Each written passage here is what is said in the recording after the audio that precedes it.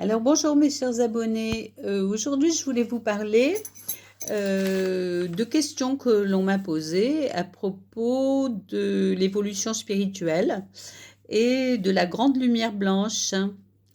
Et dans la première question qu'on m'a posée, c'est: la conscience a-t-elle bien un lien avec les corps extérieurs? Et quels sont ces corps extérieurs? Veux-tu nous en parler? Alors, oui, les corps extérieurs, et ben, c'est, en fait, la conscience, de différents espaces, à l'extérieur, de, de soi, et tous ces corps sont reliés à nos chakras, et selon l'ouverture de chaque chakra, il y a un corps plus ou moins conscient qui se manifeste lors de sessions de méditation ou autres états modifiés de conscience. Et à ce moment-là, on peut effectivement ressentir un grand élargissement de nos corps qui dépasse largement notre corps physique. Et donc, plus la conscience de ces corps est installée, et plus ces différents niveaux d'énergie informationnelle sont reçus et deviennent conscients de la part en fait de chacun de nous. Et c'est ça qu'on appellerait plutôt la bande informationnelle de chaque individu, selon la conscience qu'ils peuvent atteindre au niveau de leur corps extérieur, qui sont bien entendu entremêlés au corps extérieur de toutes les consciences et de tout ce qui existe. Et donc forcément, c'est l'histoire du quantique, ça relie et ça rejoint le quantique en règle générale, hein, bien entendu. Donc, deuxième question, à propos de la conscience, tu sembles penser qu'il y a une lutte en nous entre l'ombre et la lumière. Est-ce que ça a quelque chose à voir avec la matrice personnelle ou collective? Donc j'ai un petit peu... Et comment, selon toi, cette matrice fonctionne-t-elle? Donc oui, j'ai un petit peu déjà répondu.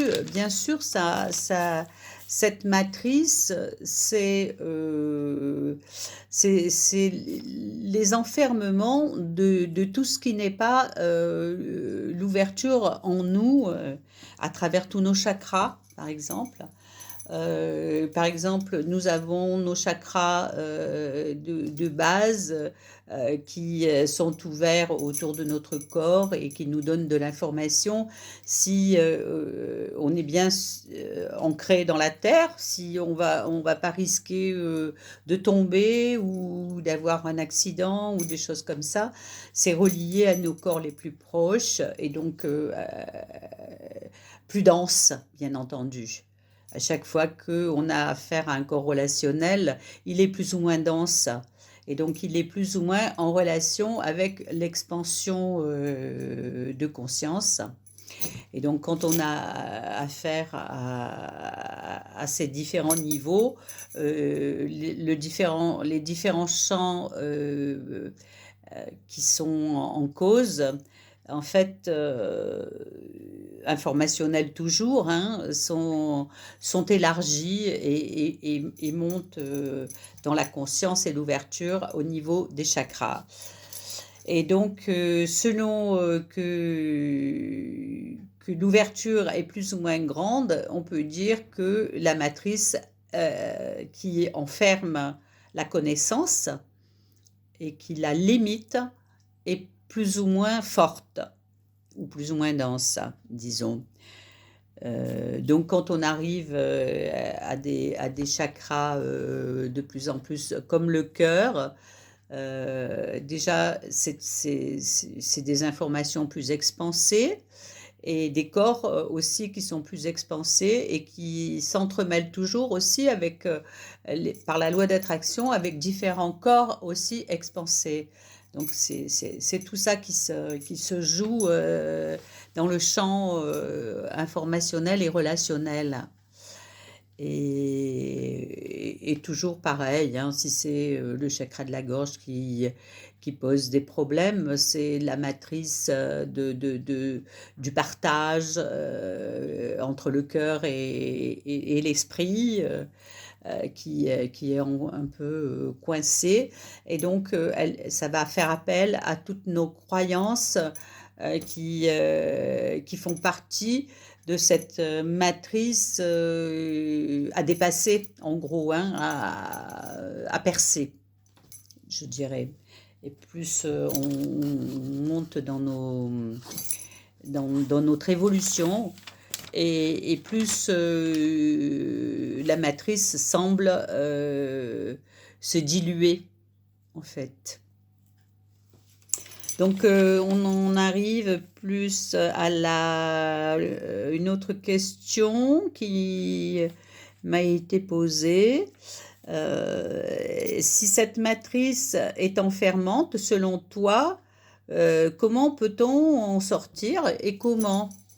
Eh ben, c'est bien le travail sur soi et la conscience de ces enfermements et de ces blocages, aussi bien au niveau personnel que collectif, hein, qui vont faire que la matrice va être percée à différents niveaux finalement, hein, aussi bien au niveau personnel que générationnel, que karmique, à tous les niveaux.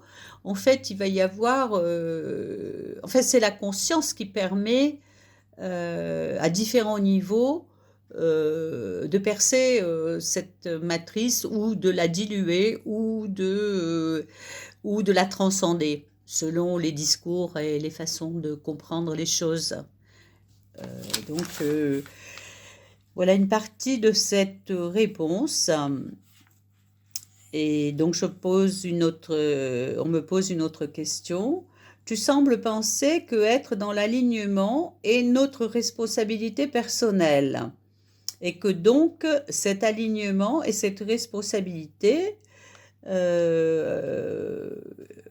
et pourquoi nos chakras, c'est notre responsabilité, et pourquoi nos chakras sont-ils en cause? Ben, je viens un peu de répondre hein, à ça, c'est que notre corps physique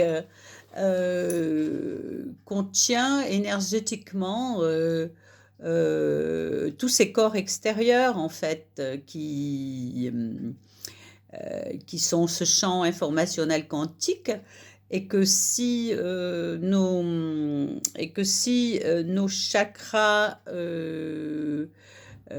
sont les centres énergétiques qui relient le corps physique et les corps subtils, entremêlés tous les uns les autres dans ce grand champ informationnel toujours en mouvement, hein, ce champ informationnel toujours en mouvement.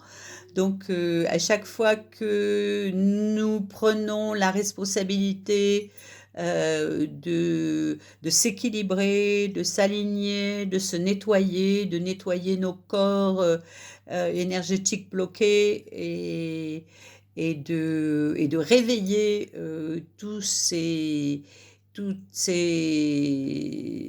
ce champ bloqué, ces champs non informés, en gros, et donc ça peut être par des tas de problèmes personnels. Notre responsabilité, c'est bien de s'aligner dans l'ouverture et dans la responsabilité de cette ouverture, en fait. Voilà comment je vois cette responsabilité personnelle et cette responsabilité collective aussi, bien sûr. Est-ce que les rencontres ésotériques ont un rapport avec nos chakras? question. Oui, bien sûr, nos rapports avec les autres sont en loi d'attraction et forcément en rapport avec toutes nos ouvertures au niveau énergétique et de nos chakras conscients, hein, un peu de nos champs de conscience. Donc bien sûr qu'on va avoir ces rencontres qu'on peut appeler ésotériques et d'âme aussi à tous les niveaux. Et donc forcément ça a un rapport complet avec nos chakras et ce qui est ouvert et ce qui va encore bloquer. Et ça va jouer avec la loi d'attraction, bien sûr. Est-ce que ça joue aussi sur les liens karmiques, positifs ou négatifs? Bien entendu, puisque toujours pareil, tous ces corps s'entremêlent et jouent dans ce champ informationnel par la loi d'attraction, toujours.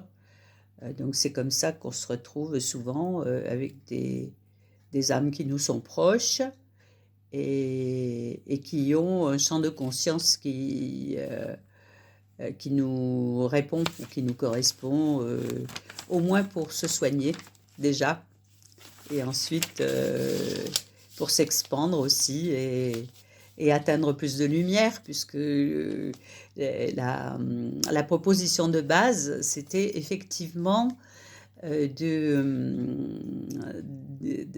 parler de la spiritualité et de la lumière, donc. Parce que pour moi, la spiritualité et la lumière sont très liées. Après, pour chacun, peut-être que ça prend une forme un petit peu différente, au moins au niveau de la sémantique. Mais c'est pas... Bon, voilà. C'est une façon d'exprimer en sémantique.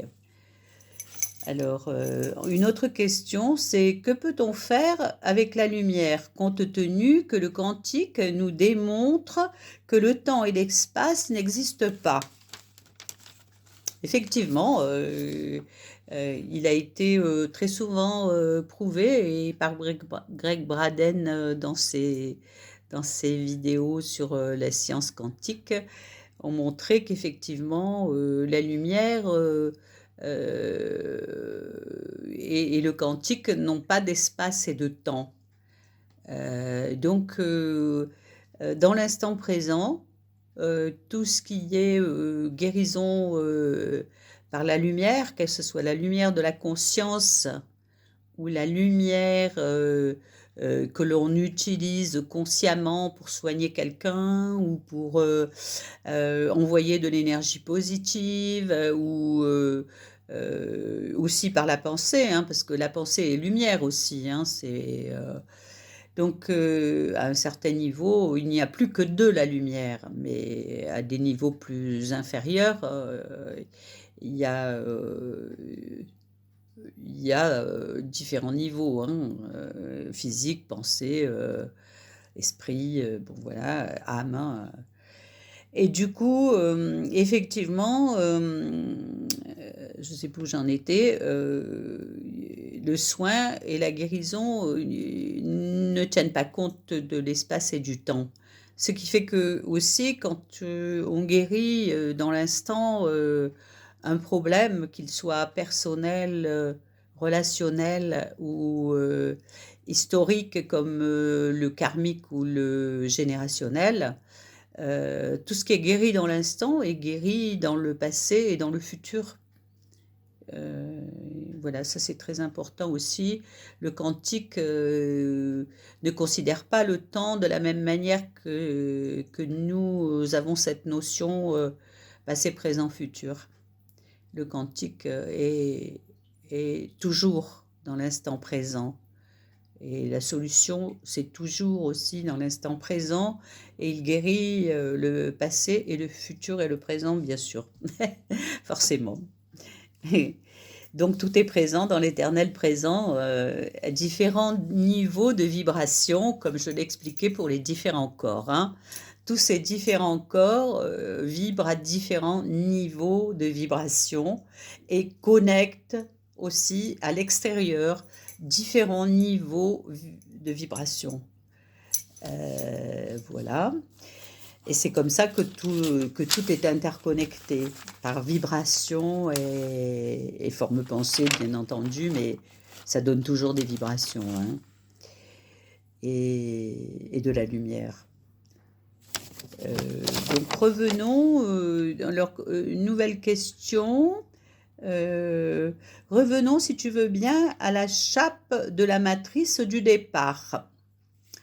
Eh ben, la manière de la fissurer serait-elle la conscience individuelle et collective? Ben oui, j'ai déjà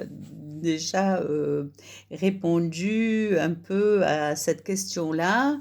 Bien sûr que c'est un alignement personnel, c'est un dégagement de la matrice personnelle. Et comme tout est interconnecté, ça aide toujours le collectif à se dégager aussi de la matrice enfermante, en fait, de tout ce qui est rétracté au lieu d'expanser, en fait, et qui dépasse donc cette fameuse, disons, limite du voile. Le voile, en fait, c'est l'inconscient, c'est l'inconscience qui s'appellerait peut-être le voile, hein, que ce soit au niveau terrestre ou au niveau personnel. C'est comme ça que je interprète, hein. Bien sûr que que ce ne sont que mes interprétations, hein, bien entendu que ce n'est pas une science, c'est une description que je fais, et elle m'est personnelle, hein. Voilà, ce n'est pas une science exacte, ni voilà, c'est juste une interprétation de ma part. Et voilà, c'était pour parler de tous ces différents niveaux de fréquence du champ informationnel, parce que bah, je pense que le quantique, moi, m'a fait comprendre tout ça. Et comment utiliser aussi les expansions de conscience et qu'est-ce qui les empêche, en fait. Voilà, mes chers abonnés, ben, je voulais vous parler de ça. C'était quelque chose qui me trottait depuis un certain temps. Et c'est aussi pour ça que j'avais développé tout au départ de mes vidéos, le champ quantique et la loi d'attraction. C'est une suite logique et aussi qui tient compte du travail de thérapie qui est nécessaire pour avancer vers cette grande lumière blanche. Voilà. Je vous dis au revoir. À bientôt.